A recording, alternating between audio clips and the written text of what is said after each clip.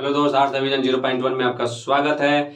और आज मैं आपको बताने जा रहा हूँ सूफीवाद के बारे में या सूफी संत के बारे में। सबसे पहले हम जानकारी हासिल करेंगे आखिर सूफीवाद क्या है, सूफी क्या है। जिस तरह मैंने पिछले वीडियो में आपको बताया भक्ति आंदोलन को लेकर, जिसमें आपने राम भक्ति और कृष्ण भक्ति के साथ साथ निर्गुण भक्ति के बारे में जानकारी हासिल की। इसी प्रकार हम इस्लाम धर्म से जुड़े एक कहानी है जिसमें हम आपको बताएंगे सूफीवाद के बारे में कि सूफीवाद क्या है। तो सबसे पहले है सूफी शब्द। सूफी शब्द अरबी के सूफ शब्द से बना हुआ है। अगर कोई पूछे आपसे कि सूफी क्या है तो बोलिएगा सूफी जो शब्द है वो किस भाषा में बना है, अरबी भाषा में बना है, और उसका अर्थ क्या होता है, ऊन होता है। ठीक है। ईरान के संत, ईरान में जो संत थे उन्हीं वस्त्र को अपने जीवन में उतारे हुए थे और साथ ही विलासिता से दूर रहने का प्रतीक मानते थे। वो उन्हीं वस्त्र को ये मानते थे कि जीवन में अगर आप उन्हीं वस्त्र को अपनाते हैं तो आप विलासितापूर्ण जीवन से दूर रहते हैं। और यह क्या कहते हैं, माफ कीजिएगा, मतलब अगर आप उन्हीं कपड़ा पहनते तो ज्यादा आकर्षित नहीं होता है, जिसकी वजह से आप गलत चीजों की तरफ आगे नहीं बढ़ सकते हैं। साथ ही इन्होंने एकांत जीवन पर काफी बल दिया, यानी सूफीवाद को मानने वाले जो सूफी संत थे वो एकांत चीजों पे ज्यादा बल दिया, क्योंकि उनका मानना था कि अगर आप ऊपर वाला का ध्यान रखते हैं तो इसके लिए आपको एकांत की जरूरत पड़ेगी, और एकांत में आदमी ध्यान बहुत अच्छा से रख सकता है। और उन्होंने उन्हीं वस्त्र पे ज्यादा फोकस किया, इसीलिए उन्हें सूफी कहा गया या सूफी संत कहा गया। डॉक्टर ताराचंद के अनुसार, देखिए डॉक्टर ताराचंद जो थे उन्होंने सूफीवाद के बारे में कुछ व्याख्या किया है, जिसके बारे में उन्होंने बताया है कि सूफीवाद प्रांगण भक्ति का एक धर्म है। यानी सूफीवाद जो है प्रांगण भक्ति का क्या है, एक धर्म है जो प्रेम उसका भाव है। यानी सूफीवाद में प्रेम को क्या दिया गया है, भाव दिया गया है। कविता, संगीत और नृत्य उसकी आराधना है के साधन तथा परंपराओं में विलीन हो जाना इसका आदर्श है। यानी सूफीवाद, अगर कोई पूछे सूफीवाद क्या है तो आप बोलिएगा सूफीवाद एक प्रेम भाव है। साथ ही एक कविता और संगीत के जरिए हम अपनी बातों को दूसरे तक पहुंचाया जा सकता है, ताकि लोग संगीत के माध्यम से इस भाषा को समझ सके, इस आराधना को समझ सके। साथ ही साथ इन परंपराओं में विलीन हो जाना इसका आदर्श है। यानी आप इनकी परंपराओं में इस तरह से विलीन हो जाइए कि आपका साधना सिर्फ ऊपर वाले से हो। और साथ ही साथ माने ज्यादातर ये अल्लाह ताला को मानते थे, जिसकी वजह से इन्होंने इस चीज पे ज्यादा ही फोकस किया है। लेकिन इनको मानने का माध्यम थोड़ा सा इस्लामिक रूल से थोड़ा सा डिफरेंट है, क्योंकि इन्होंने इनको संगीत और नृत्य से जोड़ दिया, जो कि आप अगर इस्लामिक रूल को मानते होंगे तो आपको मालूम है उसमें नृत्य और संगीत वर्जित माना गया है। अब आता है इनका परिचय, यानी इनकी परिचय के बारे में हम आपको ये बताएंगे कि परिचय किस प्रकार सूफीवाद आगे बढ़ा, कैसे कैसे सूफीवाद के जरिए हमने यह जाना कि इस्लामिक दौर में जो कुछ मतलब कुरीतियां आ गई थी, जैसे इन्होंने बताया है, उसके बारे में हम जानेंगे। 10वीं शताब्दी में सूफी मत का प्रादुर्भाव हुआ, यानी 10वीं शताब्दी में क्या हुआ कि सूफी मत जो है उद्भव हुआ। साथ ही सूफी रहस्यवादी थे। सूफी क्या होते थे, रहस्यवादी थे। इनमें ज्यादातर महान भक्त थे जो राज और राजनीति से काफी दूर थे। इनको न राज्य से मतलब था, ना ही राजनीति से मतलब था। यह सिर्फ ईश्वर की आराधना में क्या होते थे, लीन रहा करते थे। अल गजाली ने रहस्यवाद एवं इस्लामी परंपरावाद के बीच तालमेल बैठाने का प्रयास किया। एक व्यक्ति है जिसका नाम है अल गजाली, जो रहस्यवाद और इस्लामी परंपरावाद के बीच में क्या किया, तालमेल बैठाने का प्रयास किया। इसी समय सूफी 12 सिलसिलों में विभाजित हो गया। यानी सूफी संप्रदाय जो था वो कितने सिलसिलों में विभाजित हो गया, तो 12 सिलसिलों में विभाजित हो गया। सूफीवाद के विकास में सूफी सिलसिले का उदय 12वीं एवं 13वीं सदी का देन है। मुस्लिम समाज में व्यापक अराजकता, अव्यवस्था एवं नैतिक पतन का सामना करके इन्होंने खानकाह के रूप में संगठित होने का निश्चय किया। देखिए इसमें यह कह रहा है कि मुस्लिम समाज में जो व्यापक अराजकता आ गई थी, अव्यवस्था आ गया था और नैतिक का जो पतन हो गया था, इन चीजों को बनाने के लिए इन्होंने क्या किया, एक संगठन बनाया और खानकाह के रूप में संगठित हुए। खानकाह गृह विहीन सूफी साधुओं के लिए एक शरण का स्थान होता है। जैसे मठ होता है ना, उसी प्रकार सूफी संतों का खानकाह होता था, जहाँ पे गृह विहीन मतलब होता है घर छोड़ने वाले व्यक्ति, जिनके घर नहीं है, वो खानकाह के साथ क्या रहते थे, साधना करते थे और सूफी साधुओं के साथ रहा करते थे। खानकाह के लोग दो वर्गों में बटे हुए थे। एक था मुकीम, जो स्थानीय रूप से निवासी थे, यानी मुकीम को क्या कहा गया, स्थानीय रूप से निवासी कहा गया है। और मुसफिरीन, जिसको भ्रमणकारी कहा गया, यानी ये लोग भ्रमण करते थे और ये अस्थायी रूप से निवासी रहते थे, ये कहीं भ्रमण करने नहीं जाते थे।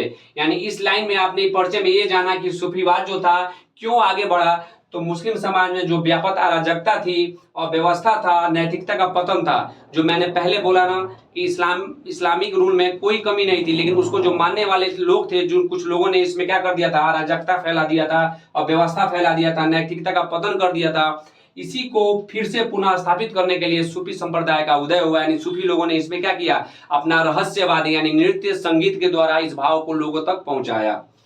अब आता है सूफीवाद में गुरु परंपरा की काफी महत्व दिया गया। सूफीवाद में ज्यादातर आपको गुरु परंपरा को काफी महत्व दिया गया है। सूफी विचारधारा में पीर यानी गुरु, पीर मतलब क्या होता है, गुरु, और मुरीद मतलब होता है शिष्य। यानी पीर और मुरीद यानी गुरु और शिष्य के बीच के संबंध पे काफी बल दिया गया है। गुरु पथ प्रदर्शक था। पथ प्रदर्शक का अर्थ होता है रास्ता दिखाने वाला। गुरु का काम था रास्ता दिखाना, जो अपने ज्ञान रूपी दीपक से, किससे, ज्ञान रूपी यानी अपने ज्ञान के जरिए दीपक जलाते थे। शिष्य यानी शिष्यों का मार्गदर्शन करने का काम किसका था, गुरुओं का था। यानी गुरु क्या करते थे, अपने ज्ञान रूपी दीपक से पथ प्रदर्शक यानी अपने शिष्यों को रास्ता दिखाते थे। सूफी सिलसिले दो वर्गों में बटा हुआ था। सूफी सिलसिला कितने वर्गों में बटा हुआ था, दो वर्गों में। एक था बासरा, वे जो इस्लाम के विधान को मान के चलते। देखिए सूफी सिलसिला जो था वो दो वर्ग में बढ़ गया था। एक था बासरा, मतलब होता है कि जो इस्लामिक रूल, विधान मतलब होता है नियम, यानी इस्लामिक नियम के वो मान कर चलने वाले को बासरा कहा गया। वे सारा किसे कहा गया, जो इस्लाम के विधान से बंधे हुए नहीं थे, उनको वे सारा कहा गया। इस पे थोड़ा ध्यान देने योग्य है कि सूफी सिलसिले कितने वर्गों में बटा हुआ था, तो दो वर्गों में। एक बटा हुआ था बासरा, जो इस्लाम के विधान यानी इस्लाम के नियम को फॉलो करते थे और इसी प्रकार उसका प्रचार प्रसार करते थे। और वे सारा जो इस्लामिक विधान को उतना नहीं मानते थे और उससे बंधे हुए नहीं थे। नोट, खलीफा एवं खिलाफत की बढ़ती निरंकुशता। देखिए सूफी का उदय कैसे हुआ, एक सवाल उठता है। मैंने अभी आपको बता दिया कि सूफीवाद क्या है, सूफी क्या है, मैंने बताया उनके परिचय के बारे में। इसमें बहुत सारा सवाल उठेगा, आखिर इस्लाम बेहतरीन था, इस्लाम का जो रूल था बहुत अच्छा है और आज भी अच्छा है और आजीवन अच्छा रहेगा, लेकिन फिर ये सूफी संप्रदाय का उदय कैसे हुआ, क्यों हुआ, तो इसके लिए मैंने एक नोट बनाया, थोड़ा इस पे गौर फरमाइएगा। खलीफा यानी तुर्की संप्रदाय, यानी तुर्की में खलीफा पद यानी हजरत मोहम्मद साहब के मरने के उपरांत क्या हुआ, खलीफा पद चालू हुआ। जैसे कि अबू बकर सिद्दीकी बने, फिर हजरत अली बने, उसी प्रकार खलीफा पद आगे बढ़ता गया। जैसे खलीफा पद का अर्थ होता है धर्मगुरु, जो तुर्की में इस चीज का प्रचलन चला। तो इसी के बारे में थोड़ा सा जानकारी है। खलीफा एवं खिलाफत की बढ़ती निरंकुशता के विरुद्ध कुछ मुस्लिम आध्यात्मिक लोगों का झुकाव वैराग्य की ओर बढ़ा और उसे ही सूफी कहा गया।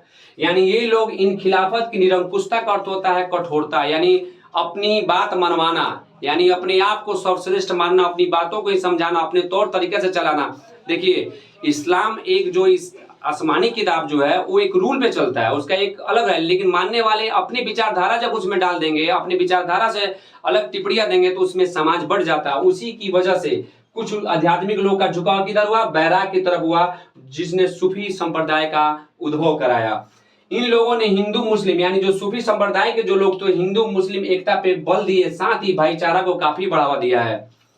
पॉइंट अगला, इन्होंने पैगंबर मोहम्मद साहब को इंसान एक कामिल, इसको ध्यान से सुनिएगा, इन्होंने पैगंबर मोहम्मद साहब को इंसान एक कामिल, इसका अर्थ होता है इंसान एक कामिल का कि यानी जिनमें कोई गलती हो ही नहीं सकती, जिनसे कभी कोई गलती हो ही नहीं सकती या जिनमें कोई गलती नहीं हो सकती, उसे इंसान एक कामिल यानी इनके पैगंबर यानी कहा जाए तो इस्लाम धर्म में आखिरी जो पैगंबर आए थे वो हजरत मोहम्मद साहब जो आए थे, उन्हीं के बारे में इन्होंने चर्चा किया और उन्होंने बोला कि ये जो थे इनकी बातों को ये लोग क्या करते थे, मानते थे। साथ ही साथ ये लोगों ने लोगों को यह संदेश दिया कि हजरत मोहम्मद साहब द्वारा बनाए गए जो रूल है उस पे आपको चलना है, यही इंसानियत का रास्ता और इसी के जरिए आपका कल्याण हो सकता है। तो देखा जाए तो सूफी संप्रदाय इस्लाम से अलग नहीं था, लेकिन कुछ अराजकता फैल गई। जैसे कि मान लीजिए अगर पावर किसी के हाथ में आ जाता, अगर आप पावर का गलत इस्तेमाल करते हैं तो क्या होता है, वहीं भी विचारधारा अलग हो जाता है और वहीं विचारधारा से सूफी संप्रदाय का उदय हुआ था, न कि यह इस्लाम से अलग था। लेकिन मैंने दो टिप्पणी बताया, कुछ जो सूफी सिलसिले थे वो इस्लाम को मानते थे, इस्लाम के रूल पे चलते थे, तो इसलिए इस्लाम के रूल पे ही चले। कुछ लोगों ने इससे थोड़ा सा अलग होकर काम किया, इसलिए वो अलग हुए। लेकिन हर पॉइंट में लास्ट में एक ही बात आता है कि आपको मानना किनको है, तो मोहम्मद साहब को मानना है। सूफी संप्रदाय ने भी इस पे जोर दिया है और इस्लाम ने भी इस पे जोर दिया है, जिसकी वजह से उनके बनाए हदीस के जरिए आप अपने आप को आसानी से अपने जीवन को समझ सकते हैं और अपने जीवन को संचालित कर सकते हैं। इसलिए इस पूरी कहानी में आपने ये जाना कि सूफी संप्रदाय क्या था, सूफी संप्रदाय का अर्थ क्या होता है, सूफी संप्रदाय का परिचय पढ़ा, साथ ही आपने यह जाना कि सूफी संप्रदाय का उदय के कारण क्या बने। धन्यवाद।